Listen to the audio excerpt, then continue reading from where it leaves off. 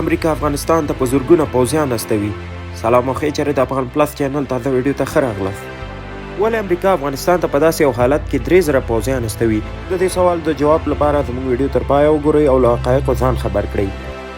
د امریکا متحده ایالات افغانستان ته 3000 تازه پوځیان استوي او د دې کار لپاره یې هدف د افغانستان څخه خپل غیر ضروري کارمندان او د افغانستان همکاران وایستل دي.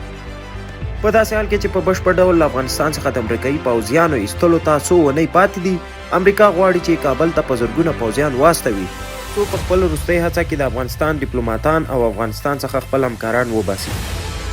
یاد اقدام د پنجشنبې په ورځ د اګست پر 12مه د امریکا د بهرنیو چارو وزارت او دفاع وزارت لخوا په داسې حال کې اعلان شو چې د افغانستان پوځیان له طالبانو سره په سخته جګړه کې دي او د افغانستان د 40 ولایتونو له جملې څخه د کابو نیمایي ولایتونو مرکزونه د طالبانو لخوا نیول شوي دي. ټاکل شوې ده په راتلونکو 24 تر 48 ساعتو پورې 3000 امریکایي پوځیان کابل ته ورسیږي.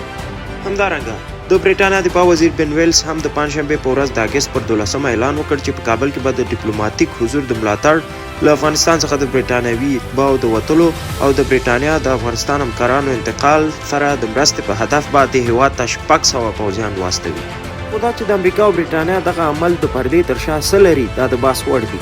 په ټولنیزو رسنیو کې د سیاسي کارپوهانو په اند امریکا لکه څنګه چې عراق په 2011 کال کې یوازې پرېښود او وروسته بیا د داعش پرمختګ د هېواد ته د راستنېدلو بهانه وبلله او د هېواد ته راستانه شول، نو اوس هم امریکا په افغانستان کې دغه ستراتیژي څخه کار اخلي او د طالبانو پرمختګ به امریکا ته یو بهانه شي تر څو د هېواد ته بیا راستانه شي.